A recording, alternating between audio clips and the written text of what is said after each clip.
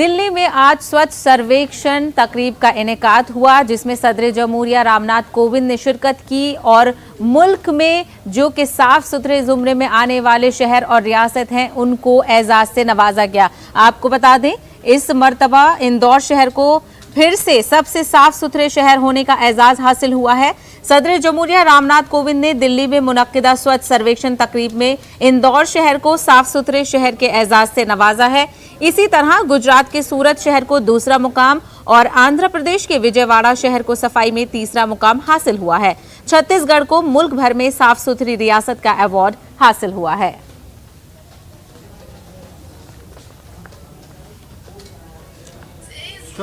स्वस्थ और समृद्ध भारत 21वीं सदी के विश्व समुदाय में अपना यथोचित गौरव हासिल करेगा। मैं पुनः आप सभी पुरस्कार विजेताओं को बधाई देता हूं और आपके उज्जवल भविष्य की शुभकामना देने के साथ साथ यह अपेक्षा करता हूं कि आप सब देश में स्वच्छता अभियान के राजदूत बने। जो पुरस्कार आपको मिले हैं, उन पुरस्कारों ने आप सबको एक जिम्मेदारी भी दी है और वो जिम्मेदारी है कि आप सब लोग देश में स्वच्छता अभियान के राजदूत बने, ताकि आपको मिले इन पुरस्कारों की और भी अधिक सार्थकता व उपयोगिता सिद्ध हो सके। मुझे विश्वास है कि स्वच्छता अभियान को और अधिक प्रभावी बनाने में सरकार आपकी हर संभव सहायता करेगी। और अब बात करेंगे all India Muslim personal law board की मीटिंग की। जी हां, कानपुर में ये 2 रोजा मीटिंग शुरू हो गई है। आज इसका पहला दिन है। तकरीबन कोरोना के दौरान के बाद आज ये मीटिंग का जो इनेकाद है वो फिजिकल तौर पे हो रहा था। कोरोना के दौरान ये मीटिंग वर्चुअली होती थी। मीटिंग के एजेंडे में निकाह को आसान बनाने, शादियों में फिजूल खर्ची रोकने और मौजूदा वक्त में मुसलमानों को दरपेश समाजी व कारोबारी मसाइल पर गौर खौज किया जा रहा है। इजलास में बोर्ड के अहम ओहदों के लिए इंतखाब भी होंगे। कानपुर में तकरीबन 35 वर्षों के बाद मुस्लिम पर्सनल लॉ बोर्ड की मीटिंग हो रही है। All India Muslim personal law board की 2 दिवसीय मीटिंग कानपुर में शुरू हो चुकी है। मैं डीटीएस मदरसे के पास मौजूद हूँ। यहाँ पर जिस तरह से देखिए कि मीडिया की एंट्री यहाँ पर रोक लगाई गई है, पाबंदी है। जिस तरह से यहाँ पर अरशद मदनी पहुँच चुके हैं और असदुद्दीन ओवैसी पहुँच चुके हैं और कई बड़े नाम जो पूरे देश से बड़े जो यहाँ के सदस्य हैं मुस्लिम पर्सनल लॉ बोर्ड के, वो पहुँच चुके हैं। मीटिंग में किस तरह की चर्चाएं हो रही हैं अभी इसकी जानकारी नहीं है, लेकिन जिस तरह से 2 बजे के बाद बताया जा रहा है कि लंच के बाद कुछ बातें सामने आएंगी, मीडिया को ब्रीफ करेंगे, लेकिन अभी तक ये तय नहीं हो पाया है कि मीडिया से कब मुखातिब होंगे। कानपुर से संदीप सविता, न्यूज़ 18 उर्दू। कल के बड़े ऐलान के बाद कि जब वज़ीर-ए-आज़म नरेंद्र मोदी ने ऐलान किया था कि तीनों ज़रई कवानीन को वापस लिया जाता है, अब उसके बाद कई गोशों से CAA और NRC के बिल को वापस लेने की भी आवाज़ें उठने लगी हैं। कई जगह से इस मामले को लेकर बयान सामने आ रहे हैं। आपको बताएंगे कि असदुद्दीन ओवैसी, इंजीनियर सलीम और उलमाए फिरंगी महल ने मरकज़ से CAA और NRC को वापस लेने का मुतालबा किया है। उन्होंने CAA और NRC को मुल्क के आइन व दस्तूर के खिलाफ बताया। इन लोगों ने कहा कि मुल्क के दस्तूर व मंशूर में मजहबी बुनियाद पर इस्तेहसाल व इख्तिलाफ की गुंजाइश नहीं है।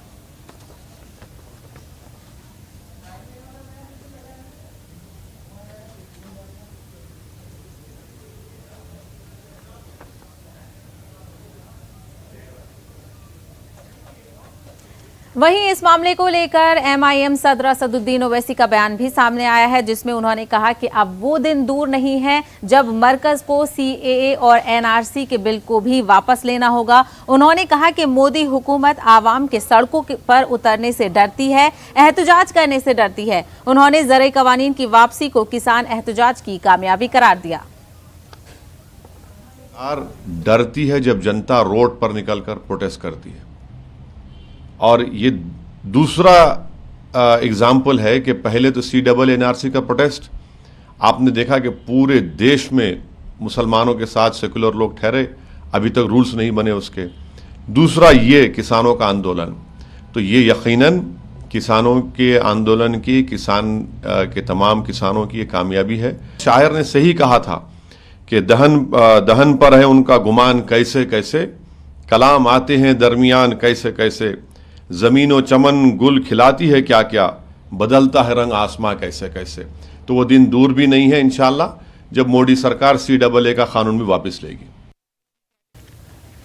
जमाते इस्लामिया हिंद के नायब अमीर इंजीनियर सलीम ने वज़ीर-ए-आज़म नरेंद्र मोदी के तीनों ज़राई कवानीन वापस लेने के ऐलान का खैर मकदम किया है। साथ ही उन्होंने CAA और NRC के बिल को वापस लेने का मुतालबा भी किया है।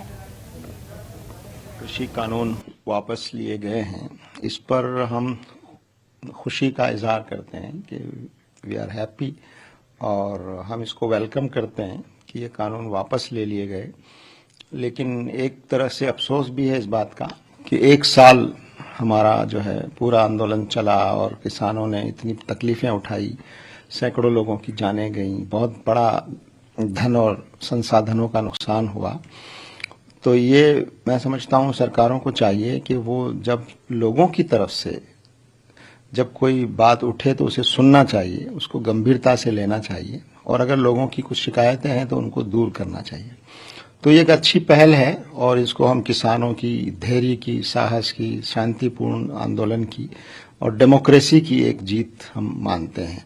और हम उम्मीद करते हैं कि सरकार ने जो ये रवैया बदला है अपना कृषि कानूनों को वापस लेकर, हम समझते हैं कि आगे तक जाना चाहिए और सरकार को CAA NRC के बारे में भी गंभीरता से विचार करना चाहिए कि जिस कानून की वजह से बहुत बड़ी संख्या लोगों की इसको संविधान के खिलाफ समझ रही है, संविधान में जो बराबरी का अधिकार है उसके खिलाफ समझ रही है कि धर्म के आधार पर नागरिकता को और सिटीजन को आप डिफाइन नहीं कर सकते, किसी को देने या न देने की बात।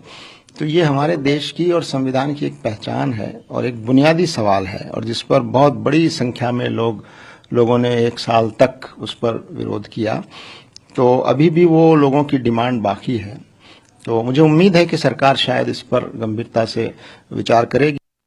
देखिए, जिस तरीके से भारत की सरकार ने और हमारे वजीर आज़म ने किसानों के हुकूक को मद्देनज़र रखते हुए तीनों कृषि कानून को वापस लेने की घोषणा की है, हम इसका इस्तकबाल करते हैं और हम वज़ीर आज़म से ये गुजारिश करते हैं कि CAA और NRC के नाम पर जो काला कानून पास किया गया है उसको भी कहीं ना कहीं वापस लेने की ज़रूरत है, इसलिए कि ये कानून हमारे मुल्क के संविधान के ख़िलाफ़ है, दस्तूर के ख़िलाफ़ है और इस तरीके के जो कानून बनेंगे ज़ाहिर है कि वो हमारे मुल्क के कॉन्स्टिट्यूशन की खिलाफ वर्जी करेंगे।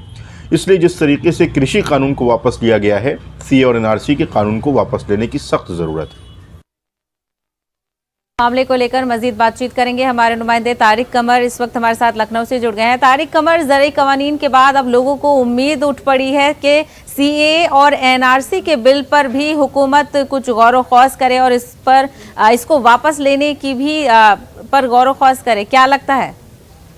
हाँ सहबा, देखिए जिस अंदाज से आवाजें बुलंद होना शुरू हुई हैं तो उससे तो ये लगता है कि ये आवाजें मजीद शिद्दत इख्तियार करेंगी। और देखिए जो हुकूमत ने फैसला किया ज़राई क़वानीन को वापस लेने के हवाले से, जिस अंदाज के बयानात हुकूमत की सतह पर बिलखुसूस वज़ीर आज़म ने दिए हैं, उससे लोगों में एक यकीन की लहर पैदा हुई है। लोगों ने बड़ी उम्मीद अपना निगाहों से PM की तरफ देखना शुरू किया है, मुल्क की तरफ देखना शुरू किया है, मुल्क के दस्तूरी और जमहूरी निज़ाम की तरफ देखना किया है। और देखिए ये जो CAA और NRC का मामला है, इसको लेकर भी लोगों का मानना यही है, ये चाहे दानिश्वर तबका हो, उलमाए किराम हो या समाजी सतह पर काम करने वाले लोग हों या फिर सियासी सतह पर बहुत अहम शऊर रखने वाले लोग हों, सबका मानना यही है कि जो कवानीन इस हवाले से मतलब तरतीब दिए जा रहे थे, जो कानून बनाया गया था, वो कहीं ना कहीं आईन और दस्तूर के खिलाफ वर्जी करता है। ऐसा मानते हैं उलमा और दानिश्वर बिलखुसूस, और खासतौर से अक़लियती तबके के लोग, हुआ किसी भी अक़लियत से उनका ताल्लुक हो, उनका मानना यही है कि हिंदुस्तान जैसे दस्तूरी जमहूरी मुल्क में इस अंदाज के कानून की, इस अंदाज की तहरीकात की ज़रूरत नहीं है। क्योंकि देखिए ये मुल्क हमेशा गंगा जमनी तहजीब के हवाले से, अपने दस्तूर के हवाले से, अपनी तमाम देरीना कदरों के हवाले से पूरी दुनिया में मुमताज़ शनाख्त रखता है। तो अगर ये आवाज़ें शदीद होती हैं और इन आवाज़ों का बाकायदा असर होता है वज़ीर आज़म पे, मरकजी हुकूमत पे, अदलिया पर और तमाम जिम्मेदार इदारों पर, तो देखिए एक खूबसूरत सा नतीजा सामने आ सकता है। ताहम अभी तक कोई इशारा हुकूमत की सतह पर या दूसरे अरकान की सतह पर नहीं मिला है जिससे ये कहा जा सके कि ये आवाज़ें वाकई कोई रंग लाएंगी या सिर्फ सदा बसेहरा साबित होंगी। सहबा, तो अब देखना यही है कि इन आवाज़ों की शिद्दत कहाँ तक होती है और इन शिद्दत का असर क्या वाकई अरबाब सियासत तक पहुंचता है, जी। बिलखुसूस वजीर आजम और दूसरे जिम्मेदार लोगों तक पहुंचता है। बिल्कुल तारिक कमर, जिस तरीके से किसान तहरीक का लंबा अरसा गुजरा है, उसी तरीके से CA-NRC को लेकर भी तहरीक चलाई गई थी। तो अब जब ये फिर से आवाजें उठने लगी हैं, तो क्या इस मामले को लेकर तहरीक शुरू करने पर भी गौर किया जा सकता है इन तमाम लोगों की तरफ से? बहुत अहम सवाल है आपका ये सेवा। लेकिन देखिए, कोई एहतजाजी तहरीक का तो इरादा बहरहाल कहीं से नजर नहीं आता है। लेकिन इतना जरूर है कि जो आने वाला साल है वो जाहिर है कई रियासतों में इलेक्शन का साल है। बिलखुसूस अगर उत्तर प्रदेश की बात करें तो बड़े नताइज उत्तर प्रदेश के ऐसे होते हैं जो मरकज को मुतासिर करते हैं। तो देखिए, ये इलेक्शन के पेश नज़र भी कोई हिकमत अमली वजह की जा सकती है और लोगों के संजीदा मुतालबात हैं उनके सिलसिले में भी गौर व खौज करना चाहिए हुकूमत को, हुकूमत के जिम्मेदार लोगों को, ताकि कोई ऐसी पेशरफ्त की जा सके जिससे लोगों का यकीन हुकूमत के लिए बहाल हो। लोग उम्मीद अफजा निगाहों से देख रहे हैं और अगर वाकई कोई पेशरफ्त इस ज़िले में वजीर आजम या वजीर दाखिला या दूसरे तमाम अहम लोगों की जानिब से की जाती है तो ये हिंदुस्तान की तारीख के लिए एक अहम कदम होगा, अहम पेशरफ्त होगी, जिसका इस्तकबाल पूरी दुनिया में किया जाएगा, सिर्फ हिंदुस्तान में नहीं साहब।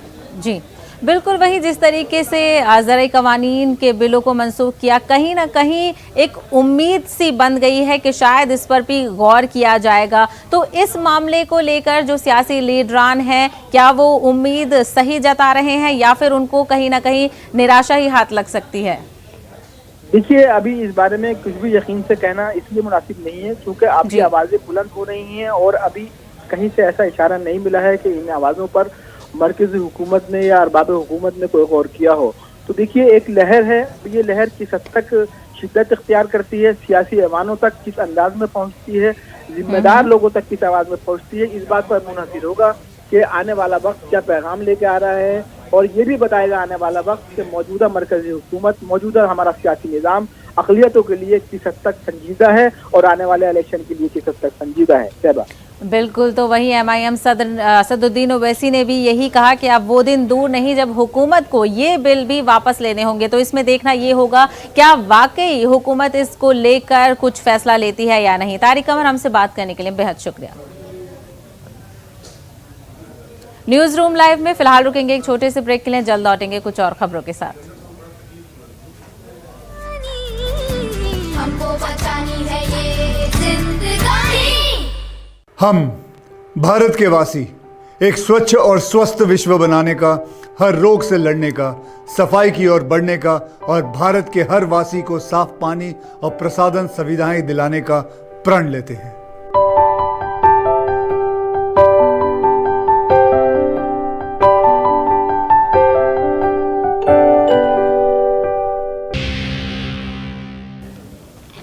ब्रेक के बाद आपका खैर मकदम है। ज़राई कवानीन की खुलकर तनकीद करने वाले बीजेपी लीडर वरुण गांधी ने तीनों कवानीन वापस लेने के बाद वज़ीर-ए-आज़म नरेंद्र मोदी को खत लिखा है। उन्होंने खत में वज़ीर-ए-आज़म नरेंद्र मोदी से MSP पर कानून वज़े करने की बात कही है। साथ ही और भी कई बातें उन्होंने कही हैं। आपको बताएं कि इस खत में उन्होंने लिखा है कि ये फैसला अगर जल्द लिया गया जाता तो कई मासूम जानें तल्फ नहीं होती। उन्होंने मुतासरीन को 1 करोड़ रुपए मुआवजा देने की बात भी खत में लिखी है। वरुण गांधी ने सियासी मुहर्रिकात पर मबनी FIR वापस लेने का मुतालबा किया है। उन्होंने आशीष मिश्रा के वालिद और वजीर ममलकत अजय मिश्रा के खिलाफ सख्त कार्रवाई की मांग भी वज़ीर-ए-आज़म नरेंद्र मोदी से की है।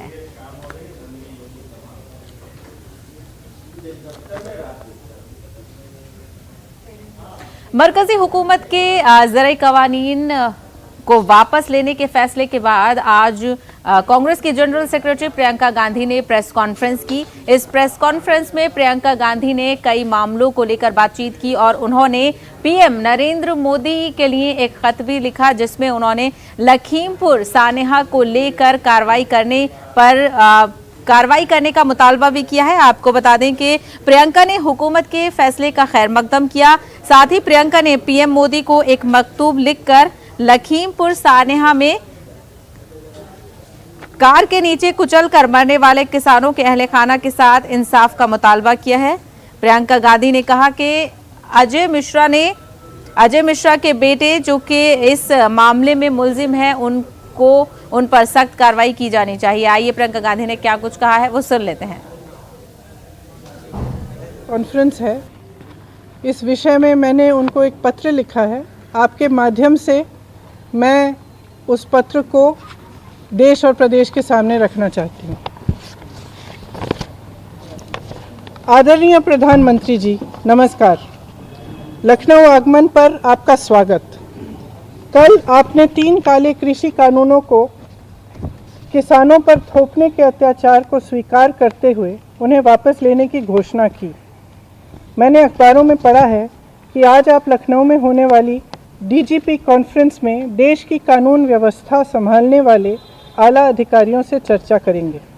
लखीमपुर किसान नरसंहार में अन्नदाताओं के साथ हुई क्रूरता को पूरे देश ने देखा। आपको ये जानकारी भी है कि किसानों को अपनी गाड़ी से कुचलने का मुख्य आरोपी आपकी सरकार के केंद्रीय गृह राज्य मंत्री का बेटा है। राजनीतिक दबाव के चलते इस मामले में उत्तर प्रदेश सरकार ने शुरुआत से ही न्याय की आवाज़ को दबाने की कोशिश की है। महोदय, मैं लखीमपुर के शहीद किसानों के परिजनों से मिली हूँ। वे असहनीय पीड़ा में हैं।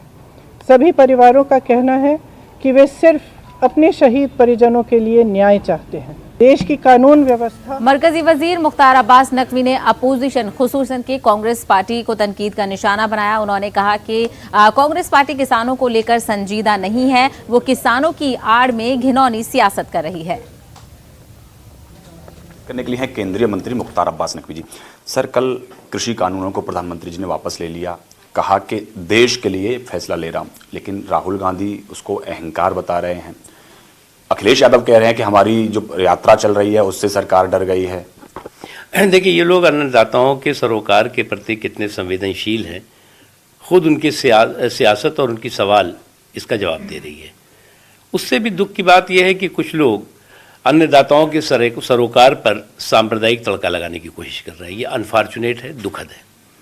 लेकिन सर, जैसे 3 कृषि कानून वापस हुए, उससे जो तमाम लोग नागरिकता कानून के खिलाफ जो प्रदर्शन कर रहे थे, अब वो कह रहे हैं कि इसको वापस। कहा ना कि अन्नदाताओं के सरोकार पर सांप्रदायिक तड़का लगाने की कोशिश नहीं होनी चाहिए और वो सफल नहीं होगी। सर, प्रधानमंत्री जी उत्तर प्रदेश दौरे पर हैं। उत्तर प्रदेश में लगातार वो अब कार्यक्रम कर रहे हैं। कल उन्होंने कहा कि पिछली सरकारें जो थी उन्होंने रिसोर्सेज को दबंगों के गुंडों के हाथ में। उत्तर प्रदेश में पिछली सरकार क्या थी? क्राइम की सरकार थी, करप्शन की सरकार थी, कुशासन की सरकार थी। आज जो है न दंगा है न दबंग है। आज जो है वो ईमान, इकबाल और इंसाफ की सरकार है और उस सरकार में मजबूती के साथ लोगों की सुरक्षा सुनिश्चित हो रही है।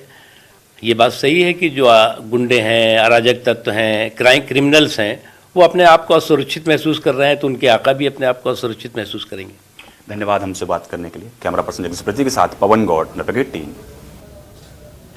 गुरुग्राम में खुली जगहों पर नमाज पढ़ने को लेकर शुरू हुए तनाज़ा को ख़त्म करने के लिए जिस तरीके से सिख तंजीमों ने पहल की और मिसाली कदम दिखाया, उन्होंने गुरुद्वारे के अंदर मुस्लिम लोगों को नमाज पढ़ने की इजाज़त दी थी। लेकिन कल जिस तरीके से गुरु नानक जयंती के मौके पर गुरुद्वारों में मुख्तलिफ प्रोग्राम्स का इनेकाद किया जाना था, जिसकी वजह से गुरुद्वारा में खुसूसी प्रोग्राम थे और मुस्लिम तंजीमों ने किसी किस्म के तनाज़ा से बचने के लिए जुमे की नमाज अदा नहीं की। ऑल इंडिया पीस मिशन के सदर दया सिंह ने कहा कि हम मुसलमानों के फैसले का इस्तकबाल करते हैं। आइंदा जुम्मा गुरुद्वारा कमेटी जो फैसला लेगी हम उसका इस्तकबाल करते हैं।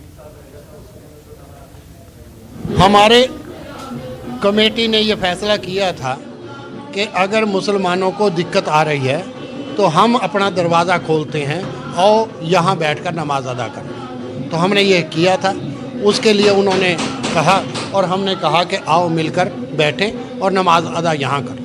गुरु नानक का प्रकाश दिवस भी है, तो उन्होंने कहा कि हम कन्फ्लिक्ट में नहीं आना चाहते। कोई ऐसा सवाल उठाए तो हम कन्फ्लिक्ट में नहीं आना चाहते, तो आज हम यहाँ नमाज अदा नहीं करें। अब जब हम कांवड़ यात्रा 1 महीना करते हैं, हम कांवड़ यात्रा करते हैं, कितने बड़े बड़े लाउड स्पीकर हम जब इनिशिएट करते हैं, हम कई बार नगर कीर्तन करते हैं, हम नगर कीर्तन करते हैं, सारे बाजार में जाते हैं।